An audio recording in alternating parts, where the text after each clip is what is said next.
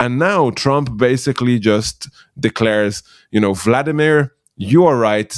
You own that side of the world. We own this side, which the U.S. did anyway. They were already the dominant power since the 19th century of that hemisphere. No one was questioning that. So then, to take a country that is the size of Italy, economically speaking, which is Russia, and treat it as if it's an equal, where Trump, meets Putin on a red carpet, and then they sit together for hours on end. No one knows what they're saying to each other. That's nuts.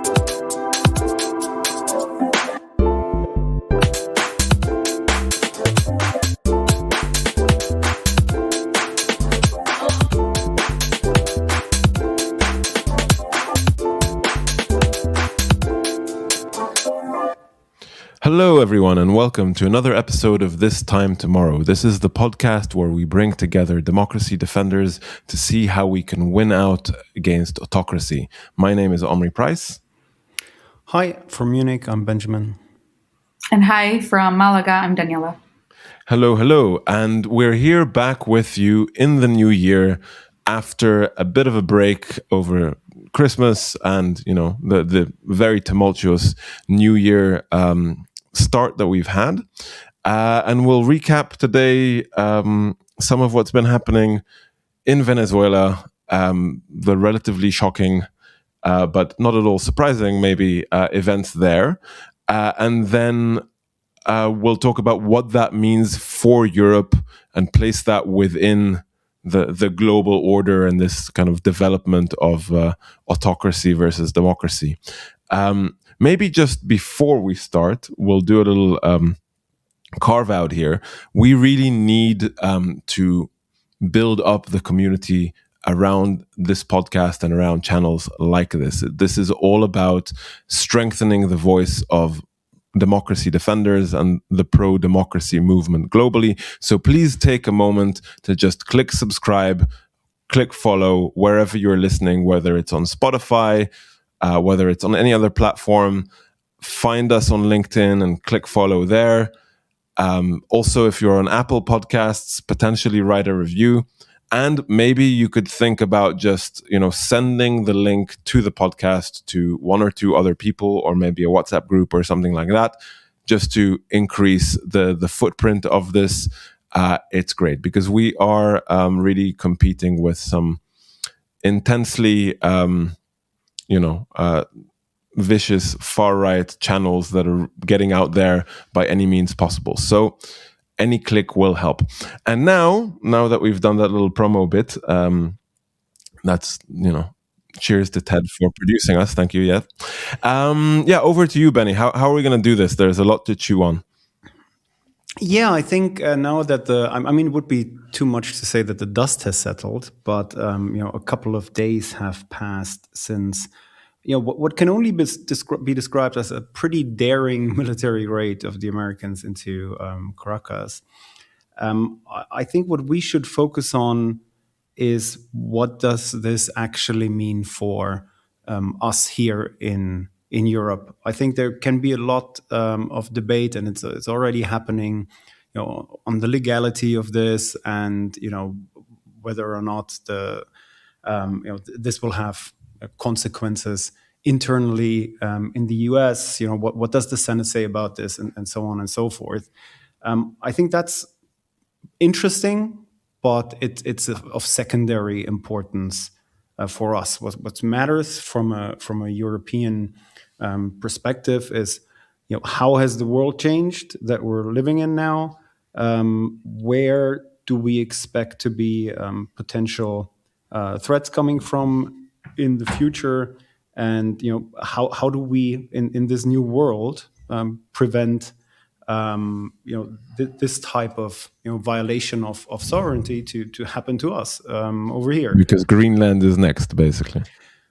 We'll see about it. I think it doesn't even need to be. We discussed this over the weekend, and Rory Stewart has been saying Greenland is next for a couple of months, and that gives me some confidence that probably it's never going to happen, because as smart as he is, he's very often off with his predictions. Yeah, that's giving me hope, but it's giving me hope too. Still, though, it seems likely. Seems very likely. It doesn't even need to go as far as Greenland. Of course, we need to consider this and plan for it.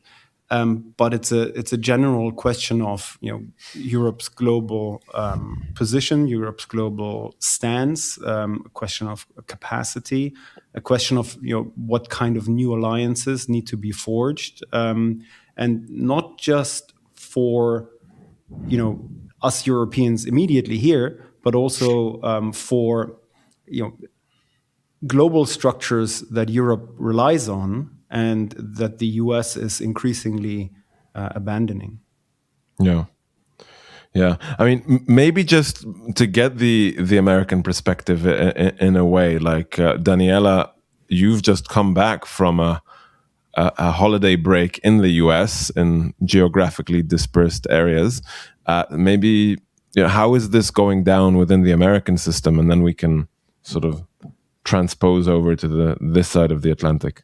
Yeah, so I was already back in safe territory when this happened. But I mean, I spent the Christmas basically with the MAGA side of my family, and I mean they are MAGA because of one thing mainly, and that's the America First mentality of we're tired of being the world's policemen. We have to take care of our own people first, and let Europe, like, they need to be able to defend themselves and pull their own weight. Like, this is like the narrative that has been pushing also the MAGA movement and any like mindset around foreign policy, but then also domestic policies, because how do we use resources? And so I don't think, of course, I didn't talk to family members about this directly like that are MAGA, but I don't see that this is playing out very well amongst their own supporters. I think they have to do a level of mental gymnastics to justify that, yeah, this is good in American interests. I think that they're learning about Venezuela, where it is on the map, where it is in South America, like in real time, as the Fox News is reporting it. But this is, at the end of the day, not what Trump was elected on. He wasn't elected on. He was supposed to be the no new wars president and ending wars. Remember that also that picture that he was sharing a few months ago when he was launching his bid for the Nobel Peace Prize, where he ended, what was it? First it was 7 wars, and then he changed it to 11 wars. There was wars on there, like even the Serbia-Kosovo war, which has been over in 20 years. So, yeah, exactly. So he had listed, so he has been running on this, not just as a candidate for president, but as president, as a candidate for the Nobel Peace Prize. He's been running on ending wars, and then this it's just not. It's everything against America first, and I don't think that Trump supporters, they have to do a level of mental gymnastics to justify this. I don't think that they're getting behind this right now. So, and you can kind of see it too. I mean, J.D. Vance has been quiet and not. I mean. Marco Rubio has been the most vocal, and Hegseth, but they're also, Rubio has his thing, a bone to pick with Cuba in this. Hegseth is just kind of like, I don't know, propped up on cocaine. Whatever he drank that morning. On whatever he's on. Maybe. That is just, and so I don't think that they're sold on this. And there's like maybe a level of,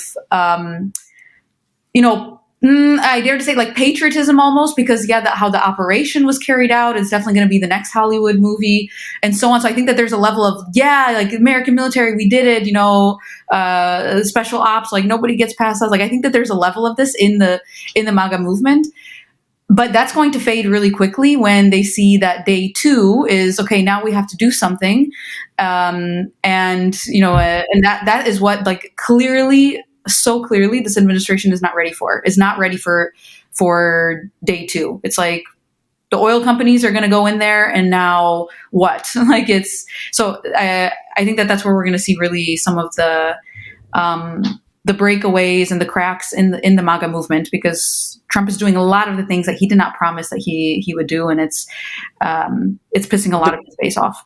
Yeah. But the question is, do they actually have to do something? because they clearly they don't care about democracy, they don't care about regime change, they don't care about any of those old American bullshit talking type points. American old school world Yeah. changing ideological points.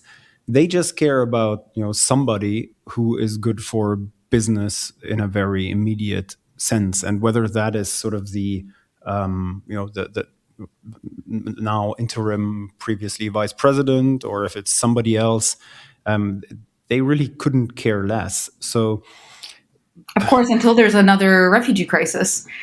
well, People are going to be fleeing Venezuela. I mean, already half the country is left.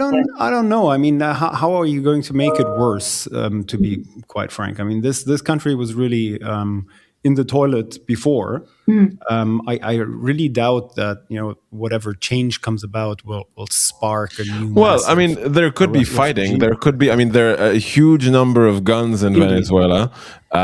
There's the FARC and the Colombian rebels on the border, and there could be further instability. And we were talking about how the Russians might have lost out here, or the Chinese. If I was wanting to derail what's happening in Venezuela, I would start some kind of insurgency in the style of Iraq to kind of blow up oil wells and start shooting people. I mean, that's the kind of thing that tends to happen when you do regime change operations like this. But the thing is, they haven't really changed the regime. They've kept the same government in place. There are the same generals. There are all these like very well armed militias that answer to these army generals. So it's not really, Maduro was just part of a big system that is really controlled by a very large number of army generals, and they each sort of run their own kind of mineral mine and an oil field and their own militia. So it's gonna be interesting to see how that develops. There is a huge scope for instability, but then maybe just to take us over to the European side, I think the important bit here is that essentially this is the Putin world order. This is the spheres of influence reality, essentially, where the US has, by doing this, has announced we are no longer the world hegemon. We are now the Western Hemisphere, whatever power, as if they were not before. Of course, they have been since the 19th century, but they're pretending like this is some kind of new move. They're abdicating power. Also, Fiona Hill, who was diplomat and advisor in the first Trump administration, was testifying around this in 2019 and said that there was a deal cooking between Putin and Trump in terms of swapping out Ukraine and Venezuela, so that Russia pulls out of Venezuela and sort of hands that over to U.S. interest. And cooking, the Russians sort of proposed it several times. Indeed, the Americans told them to fuck off. Exactly, but apparently now not so much. So I think this is basically the deal in practice. There have been reports. I don't have direct first-hand knowledge, but there were various reports about the Wagner Group being part of Maduro's personal guard and being part of the security detail there. There wasn't a major firefight between Wagner and the American Delta Force. So that seems to suggest that there was some kind of coordination between, the Maduro's security detail and the Americans coming in, because there was no fighting, there was no resistance. And so you have to wonder, like, is this really Russia losing out or not? And we had a major debate about this before we started recording, Benny. So we can look at it a few different ways and see what we think. But Europeans definitely need to take some notes here and really, really accelerate the ability to defend themselves. I think that whichever way you cut this, what does this mean for European defense is something that we need to dive into. Yeah, and I also tend to think that that Trump and Putin had a sort of agreement that's okay, go into Venezuela, we won't bother you there, and then don't bother us in Ukraine. and as we also see, I mean, it's everything's like also falling into Putin's favor in all of these peace negotiations that Trump is coordinating with Putin. And I think like it's all playing out in that way. It could very well be that, okay, we'll look the other way. We'll let you have this. You have the Western Hemisphere, and you don't meddle in our work in Ukraine. And by the way, just last night, then there was like nuclear type machines were also used. Missiles were used in Ukraine.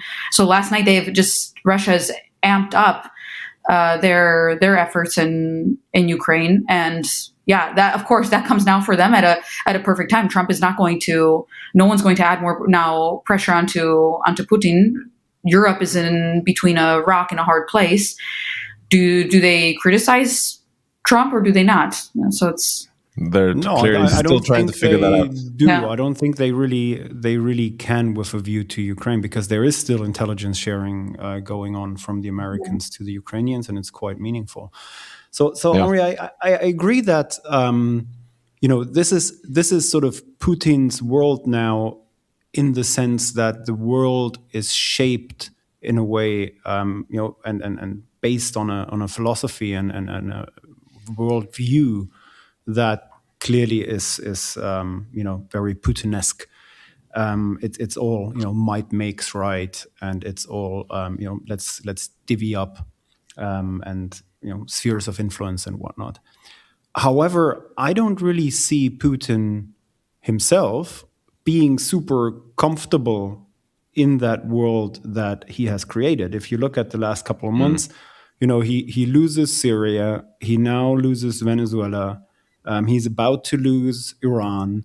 Wagner is essentially greatly diminished in Africa, and the Chinese have taken over a lot of these holdings.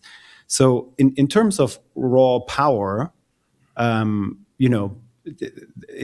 not that much left, globally speaking. No. And then it's not like Ukraine is going very, very well. They are they're just advancing at a glacial pace. The Europeans have just sealed. It was a bit embarrassing to watch, but in the end, the outcome was all that terrible. I mean, there's roughly 100 billion going to the Ukrainians, which will take. And they actually did it in a smarter way in the end.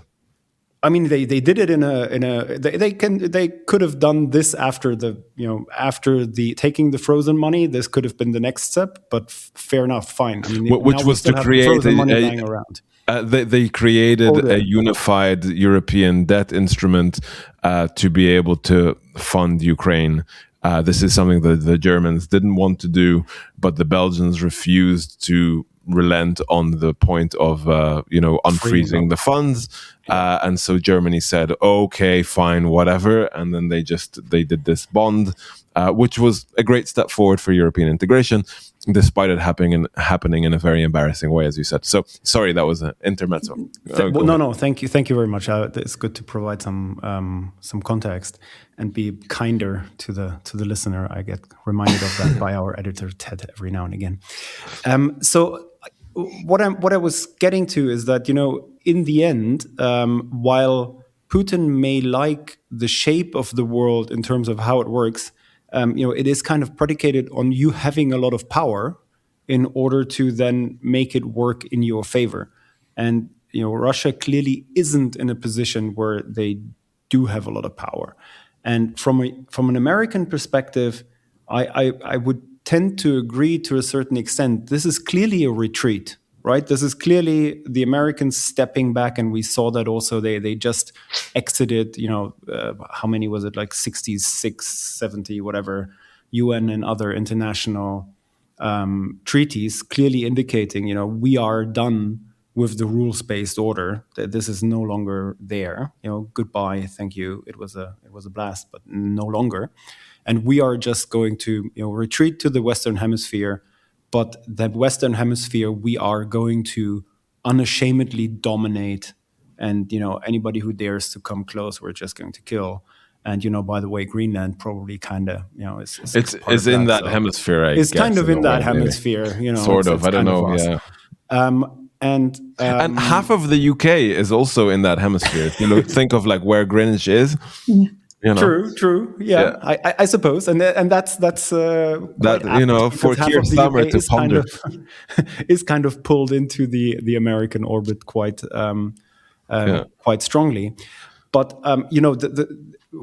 where I would differ is, a lot of that retreat and a lot of that loss of significance was not a Trumpian thing. That was, America had become relatively too small to continue playing the role that they had over the last decades. You couldn't leave it to the Americans to just prop up, the global order. That was never going to work, and the Europeans weren't stepping up, and the Chinese had no interest, and the Russians wanted to burn it down. So I think it was not something that, in terms of outcome, would have looked a lot different under a democratic president I think over a longer is period of time in real world hard power terms. It would have looked a lot different in style, and it would have looked, you didn't need to burn down a whole lot of institutions and values and so on along the way. That's obviously I think this is where I think we do have a bit of a fundamental disagreement. Like, obviously, totally agree that the US has been in decline relative to the global economy and so on. But, if you're on the 5th floor of a building, there's a really big difference whether you go down through the elevator or down the stairs, or whether you just open the window and jump out. And I think the Biden approach and what the Obama, what they had done was to basically slowly walk down the stairs in a way that maintained the rules, the systems that enabled American power, were able to actually maintain American power to a great extent. We also mentioned the fact that the Americans actually did respond to the financial crisis in a meaningful way by putting $1 trillion into their economy and flushing it out, and then were able to grow again afterwards, whereas the Europeans kind of just stared and kind of sat in a corner and did nothing significant, while trying to stay alive, meant that the US does have a much larger economy now than the EU. And the Biden presidency, as much as it was criticized, was actually taking steps to manage this so that with emerging technologies, chips, AI, this, that, whatever, the US would still have some kind of advantage.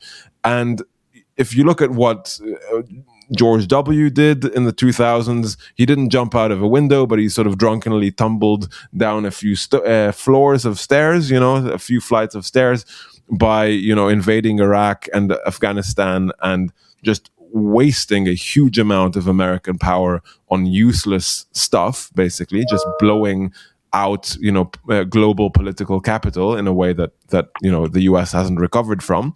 And now Trump basically just declares, Vladimir, you are right.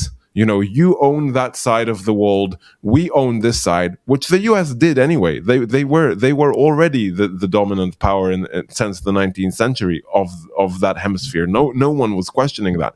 So then, to take a country that is the size of Italy, economically speaking, which is Russia, and treat it as if it's an equal, where Trump, meets Putin on a red carpet, and then they sit together for hours on end. No one knows what they're saying to each other.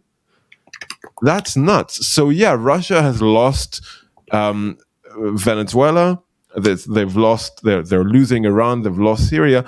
But the whole point of having those proxies is always to just destabilize American power. That's the only reason that they want Syria, is to be able to be a thorn in the side of the Americans. But if they have Trump, they don't need Assad because they have Trump. I mean, that's all they need, and so I recognize that.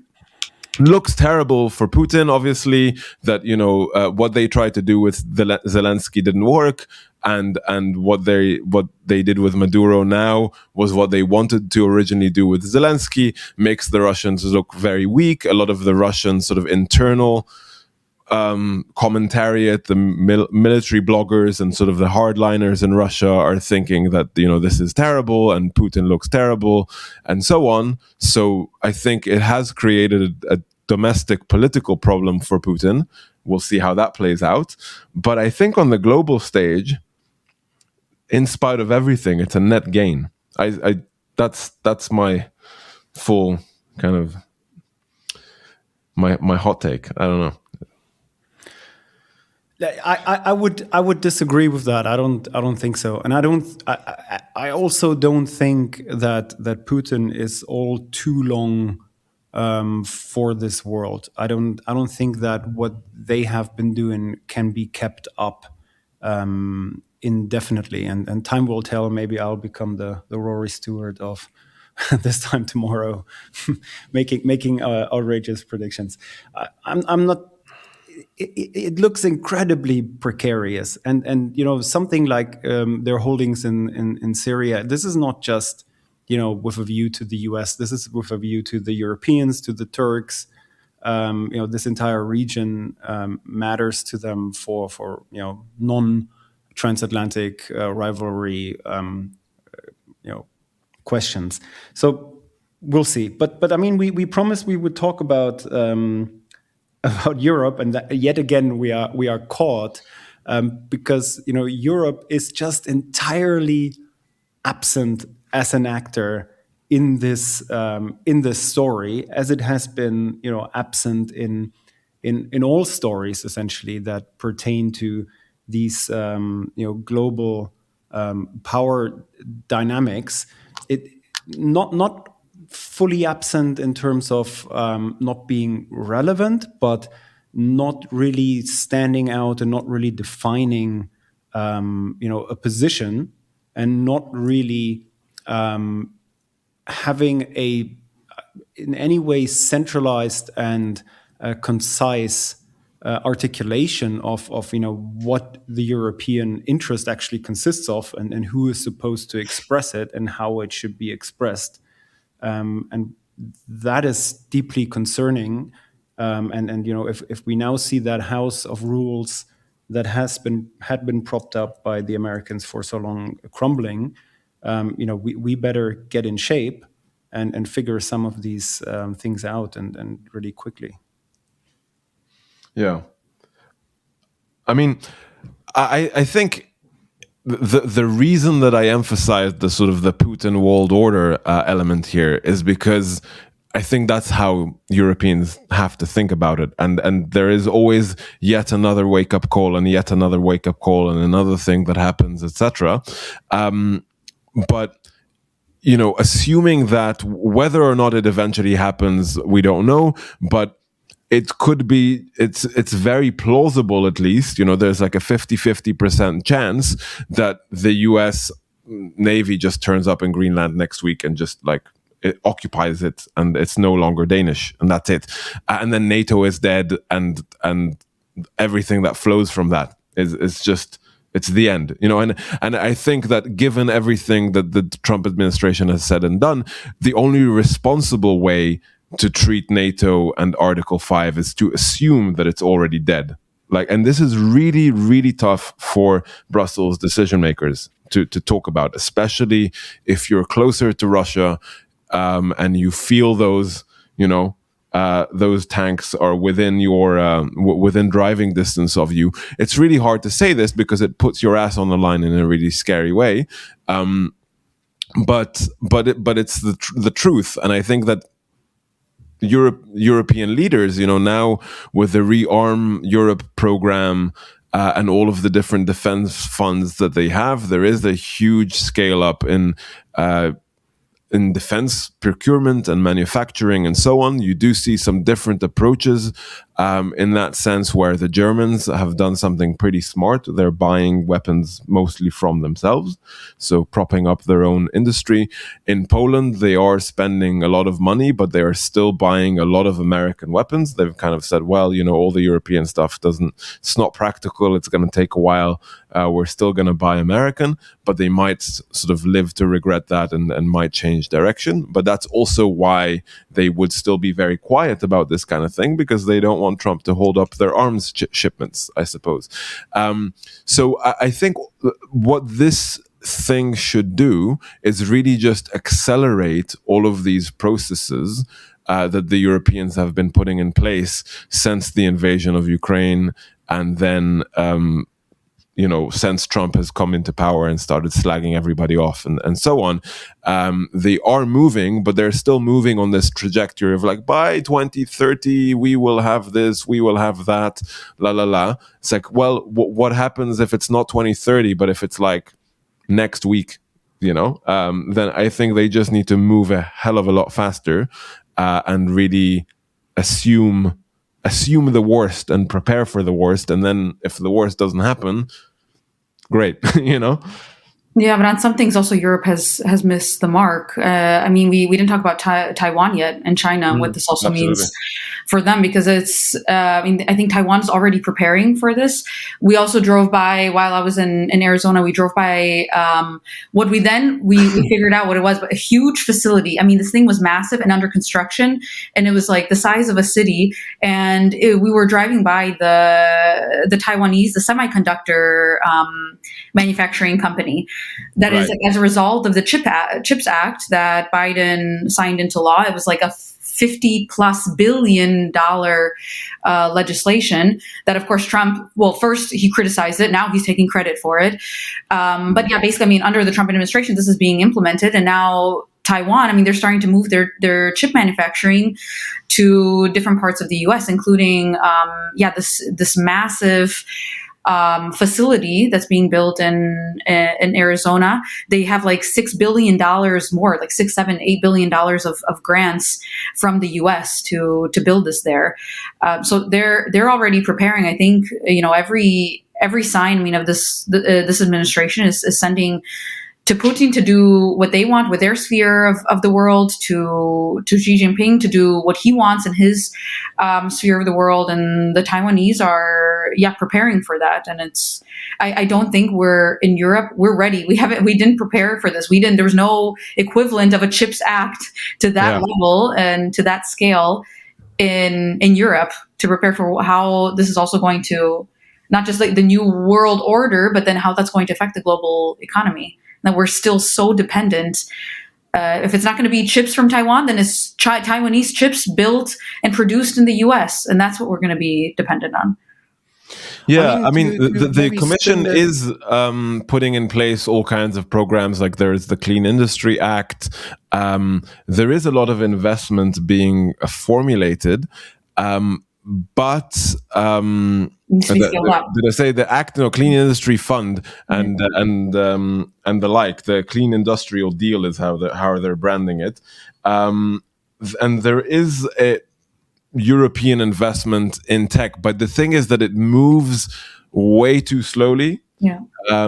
This is tied in with these European budget negotiations, the next long-term EU budget, the so-called multi-annual financial framework is the sexy name for it, and that will basically only come into force in 2028. So you have a lot of these things that are hanging out there, and you just need a whole different scale. So, you just mentioned the CHIPS Act. I quickly looked up the numbers. It's 250 billion overall for research and so on. And indeed, 50 billion, as you said, for semiconductor manufacturing.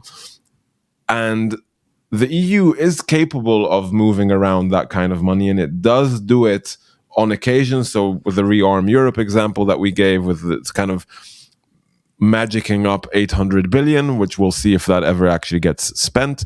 There is sort of access to that money, but we'll just see whether Europe is able to move fast enough. And what the Europeans did in that case of Ukraine, where basically the idea was, we'll take the frozen Russian assets, or at least the kind of return on an investment from them, and then Belgium said no, and the Germans said, okay, fine, then create common debt. That can actually be done for a hell of a lot more. And that's, in a way, the elephant in the room on this entire thing, and the meaning of the US being a global hegemon is that the US can actually just borrow and borrow and borrow forever, so long as people trust that the US is a global hegemon and hegemon, whatever.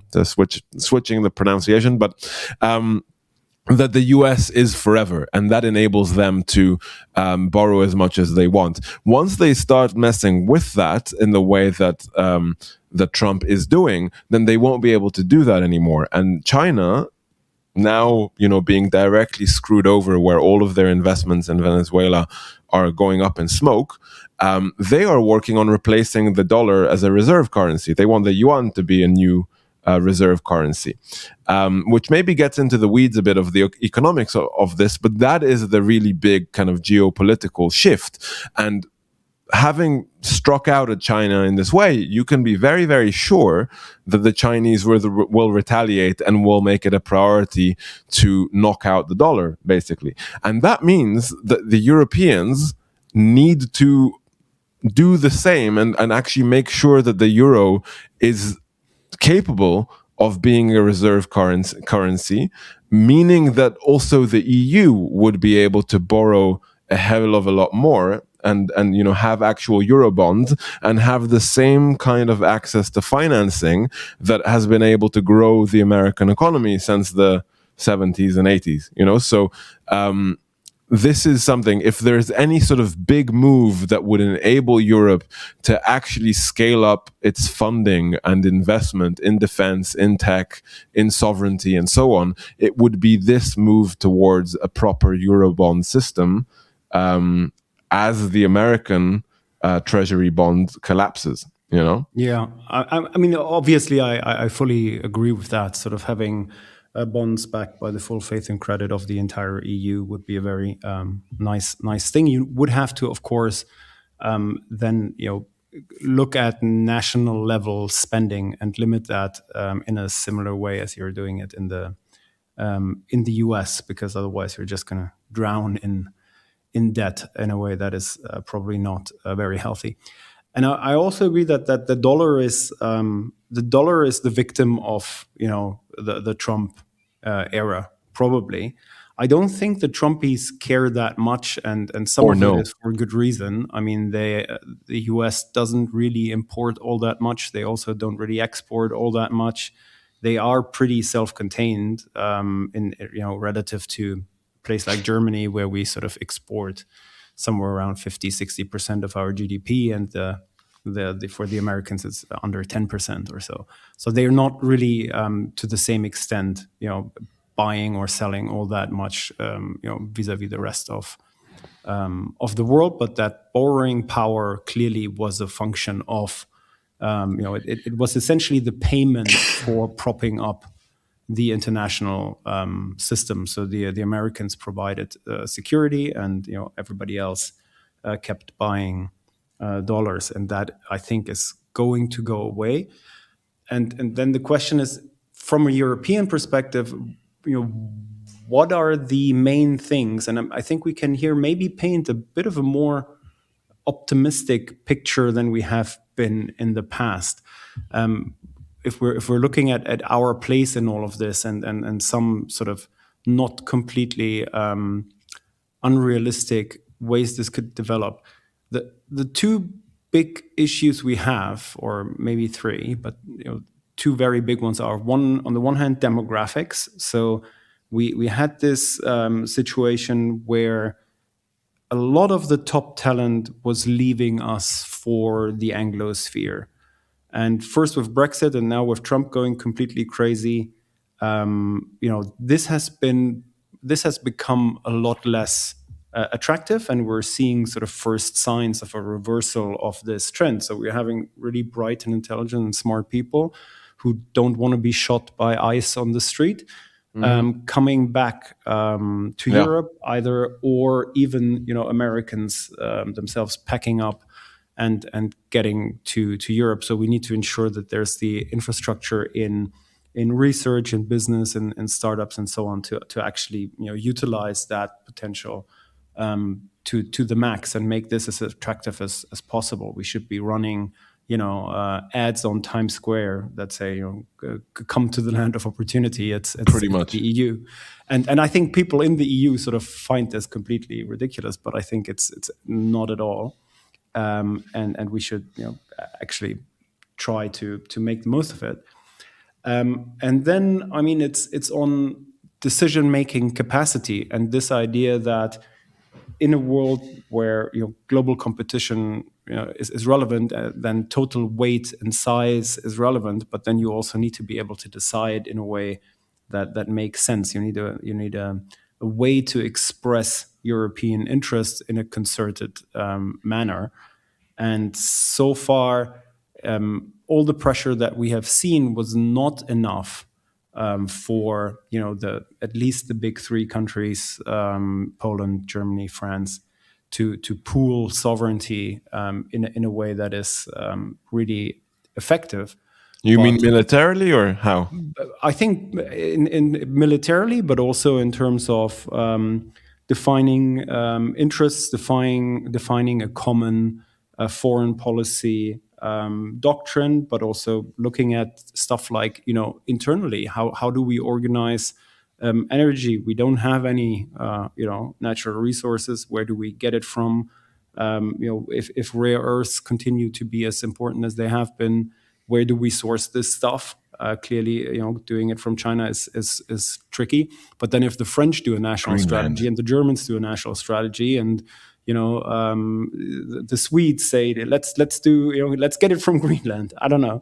That certainly isn't going to work. So size matters, and making decisions together. It's often more important that you make a decision than which decision you make. So I think there is a lot to be still developed. But the general environment, I think, makes it more realistic that we'll actually see some movement here in the EU. And certainly, if you have boots on the ground in Greenland in an unfriendly manner, then that becomes even more likely to finally click. Mm-hmm. Yeah, and then you have the whole tech angle, right? You have the fact that basically American companies who are now afraid of Trump and answering to Trump could basically just switch off European infrastructure. So if the US was to kind of take military action against Denmark and against Greenland, they could along the way just shut down European email servers and whatever else, just because as part of some kind of hybrid operation. So they send in Delta Force to, parachute somewhere in Greenland, and then at the same time they just switch off the light in Europe, on European companies and businesses. It seems far-fetched, but if you just listen to the words coming out of their mouths, it isn't.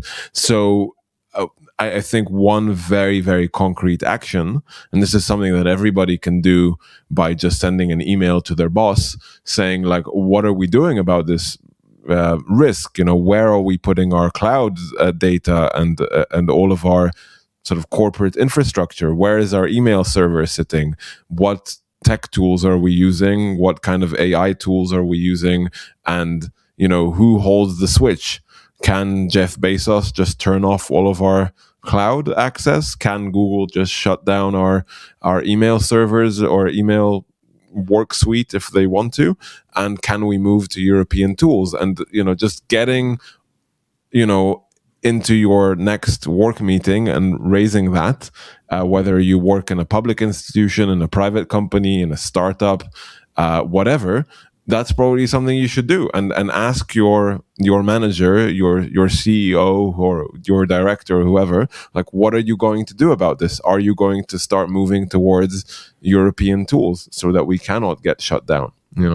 I think that's much easier if you're a startup or even like a smaller NGO. But even the EU institutions are using American products, and I think that they're betting on one thing, and maybe that's why we also see like the kind of fragmented response to Trump, and even like the friendliness tone of von der Leyen to Trump is they're betting on one thing, and that's going to be a change of administration in 2 years' time, or even by the end of this year, that the midterm results will put so much pressure domestically on Trump that they will be too worried and busy handling domestic affairs to do what they're doing then outside of the U.S., like in Greenland, Venezuela, or whatever is also next. So I think that's what they're betting on. I think that's why such slow response and like really frustrating from our side to see still so much like appeasement somehow and this like friendliness tone to Trump. Yeah, I think it's mainly about Ukraine, but I would agree. And then obviously if the midterms go badly, that just increases the chances of troops in Greenland massively, because any kind of distraction is obviously what they would go for. What I was wondering in the reactions that we saw coming out of the EU to this entire Venezuela drama, there was a lot of pointing towards legal principles, global order, international rules. There wasn't really a lot of explanation. There wasn't a lot of sort of talking to Europeans about what this moment means. There isn't, like, if you look at somebody like Mrs. von der Leyen, of course she's sort of a bit of a manager of the EU, but she should also be a bit of an explainer in chief towards Europeans, saying this is what this actually means. This is what's happening here. The world is changing radically, and that means whoever whatever your political ideas are, or wherever you stand on the aisle, or on the philosophical spectrum, even in this conflict, these are the priorities. This is what needs to get done. This is where we need to move. Just in terms of goalposts, and I've not really seen anybody in power or in a position of responsibility really come out and define this. There's Macron every now and again does this on the tech questions. That's maybe a bit of an exception, but who, and maybe Daniela, I've missed something, but who are we even supposed to as citizens turn to and sort of say, okay, this is where responsibility rests for this. These are the people we should kind of demand a plan from. Who's that? Yeah, exactly. Yeah, and in EU leaders, I mean, I think that's a little bit the issue. They're not communicators in chief. Like, I think we're also moving in a sense of like in the campaigning space, we're moving much more to not just somebody who has great ideas for policy, like surround yourself with all the brilliant people who can shape that policy, but you need like a good communicator for like your vision. At like notoriously at EU level, von der Leyen is the manager of that. Her strength is not the communication. But in Spain, I think it's really interesting to look what's happening in Spain, which is where I'm based half the year. And Spain is interesting for the Venezuela question because the biggest diaspora of Venezuelans outside of the Americas is in Spain. It's something like 500,000 Venezuelans live in Spain, the majority of which are in Madrid. And here, of course, first there was a cheering of Maduro's fall because he is, of course, a horrible dictator. So people, I think, got also like a lot of like the Franco kind of feeling toward like, this guy's finally fell. And so there was a lot of cheering in the streets. Rightly so, but then it got really awkward when in Spain, when Trump hinted that the opposition, that Maria Corina Machado, she wouldn't take power, and that basically Chavismo would like survive on a like a light version of that, would basically continue with the vice president, who's now like the interim president, Delcy Rodriguez. And the EPP in Spain, who's probably at some point this year, I mean, given like the internal corruption scandals in Spain, they're probably going to take power in government. They really push back because they're, of course, vocal backers of Machado, big ones.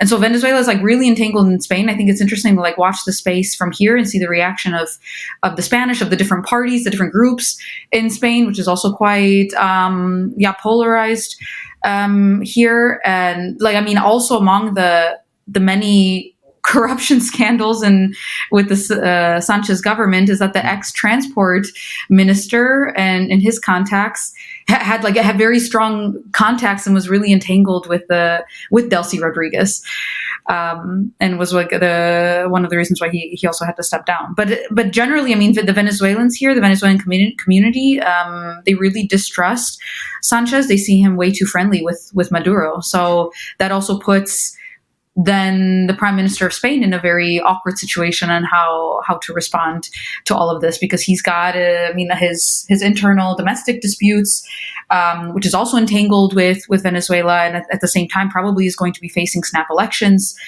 this year, and the Venezuelan community is a big one. So I think it's not that Sanchez has been a strong voice for this, but I think it's an interesting space to watch given the connection that Spain has to Venezuela.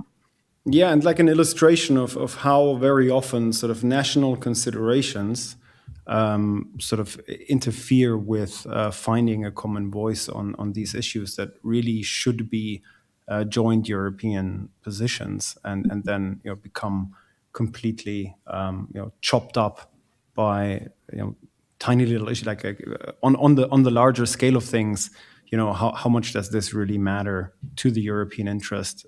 What Venezuelans in Madrid think about the Maduro-Trump situation? It's secondary questions, and this is not to sort of not say that their voices don't count or their opinions don't matter, but it's overall, it's not the chief interest.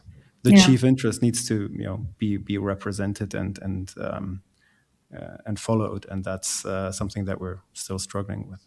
Yeah, I think Sanchez has been probably more vocal than other EU leaders on the illegality of it all, and in that part of it, like the international order, the UN Charter, and all of that has been broken. I think he's been more vocal, but it still really shows how fragmented we kind of are as in the EU, of like the level of intensity, how critical we're going to be. But again, it's because of the awkward and difficult situation that the EU is in, with on one side not to piss off Trump too much, because he can pull the plug on Ukraine any day, and plus of course that what can happen in Greenland. Indeed. And then what we need is an accelerated push towards European sovereignty. So I think if everyone listening can just email their boss or their employees, depending on how to move to European sovereign tech tools, that would be a great move. And then, of course, click to follow this podcast and send it to your friends. These are the two main things that are on your to-do list as a listener coming out of this episode. Thanks for summing this up, Omri. And have a nice day, everybody. Ciao, ciao.